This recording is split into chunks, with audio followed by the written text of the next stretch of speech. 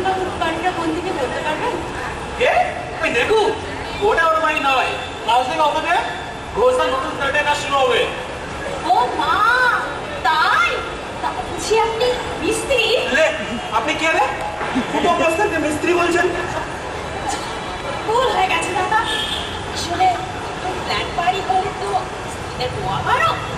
একদম একটা কত ভাব দেখলাম, কিছু মনে করবে না। তো দাদারা কি বলে? এই দাদা আপনার কি নেকুর বাড়ি যাচ্ছেন, যান আর দাদার কাছে পড়ুন তো। আচ্ছা আচ্ছা, সেটা হবে না। বাড়িটা কোন দিকে সেটাই তো বলবে। ওই বাদিকে 4টে বাড়ি ছেড়ে। কিন্তু আপনার ঠান্ডাটা কি বলুন তো? তাতে আপনার কি প্রয়োজন? এই নেবা, এ মেজাজ দেখাবে। মনে হচ্ছে একটু দাওয়াই দিতে হবে। মা, আপনি ডাক্তারিও জানেন? শুনুন, অনেক পেমেন্ট হয়েছে, আর বোঝাচ্ছে না ভাই। মেয়ে বলে এত কোনো কিছু বলেনি, তাহলে ভাববেন না আমরা কিছু বুঝি না। পড়াদা এবারে চমকাতে হবে বড়।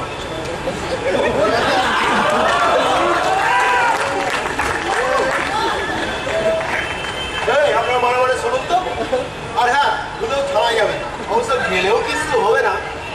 পাকরাশি যখন গোজদা অথবা ফুটো মস্তানের নাম শুনবে আপনাদেরই দেবে হাতিয়ে দেবে। এই যে অনেকক্ষণ ধৈর্য ধরে আপনাদের অসভ্যতম সহ্য করছি, কিন্তু জেনে রাখুন, থানার পাকরাশিকে হাত ধরে সব কাজ হয় না।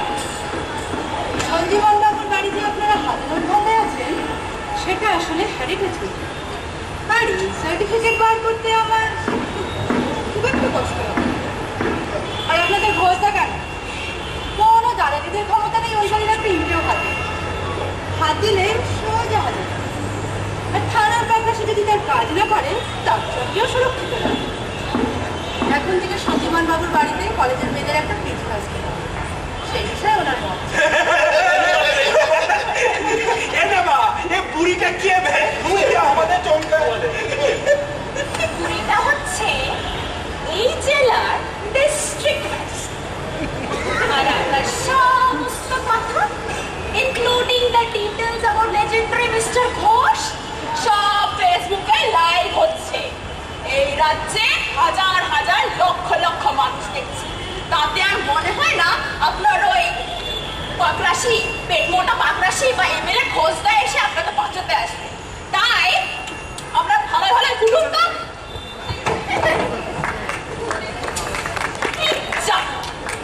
আমি তো ভাবলাম এরা পদ্ম ফুলের মতো।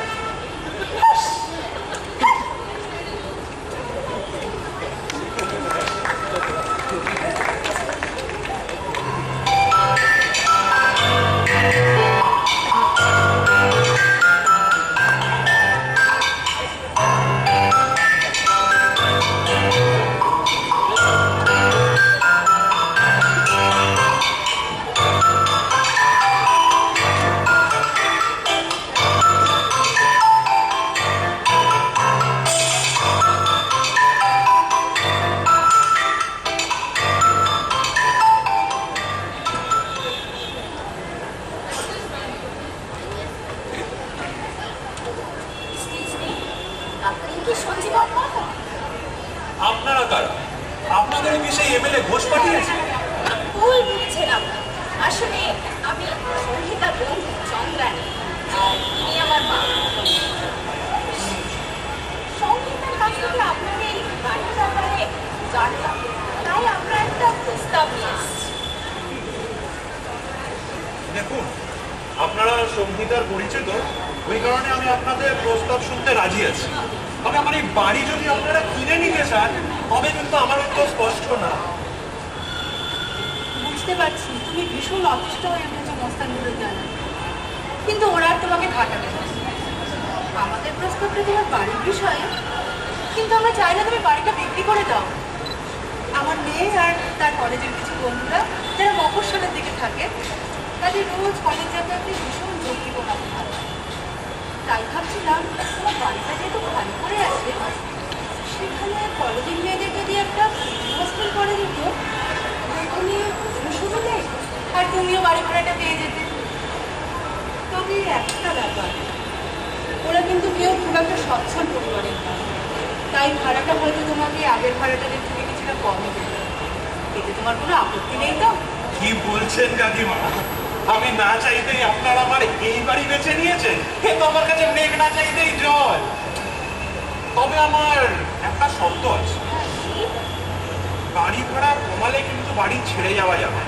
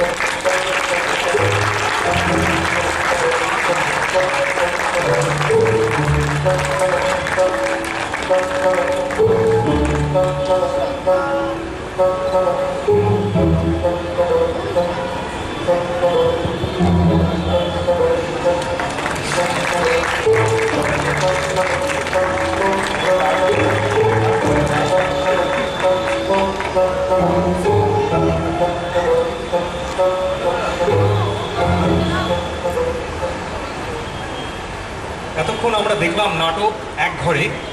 মঞ্চে যাদের অভিনয় করতে দেখলাম তাদের নামগুলো একে একে আমি পড়ছি। রসরাজ তমগ্ন, প্রদ্যুম্ন শুভঙ্কর, কবিতা সোমপর্ণা, স্মৃতিকণা নুপুর, সংহিতা অভিনন্দা, মল্লিকা দীপমালা, সঞ্জীবন দেবার্জুন, অশোক কৌস্তব, ললিতমোহন দেবায়ন, চন্দ্রানী প্রজ্ঞা, চন্দ্রানীর মা তথা ডিস্ট্রিক্ট ম্যাজিস্ট্রেট কাকলি, ফুটমাস্তান অনন্ত, পটামাস্তান অভিজিৎ, ন্যাবামাস্তান মিঠুন। এছাড়া মঞ্চসজ্জা, আলোক সম্পাদ, আবহ সঙ্গীত ও নানা কারিগরি সহায়তার জন্য যাদের কাছে আমরা কৃতজ্ঞ তারা হলো বৈশাখী,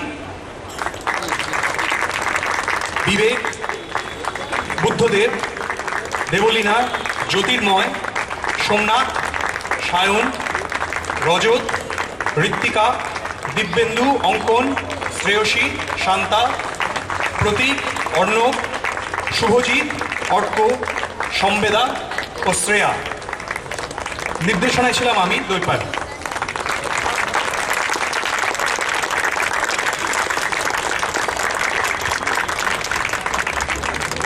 একটা ফটো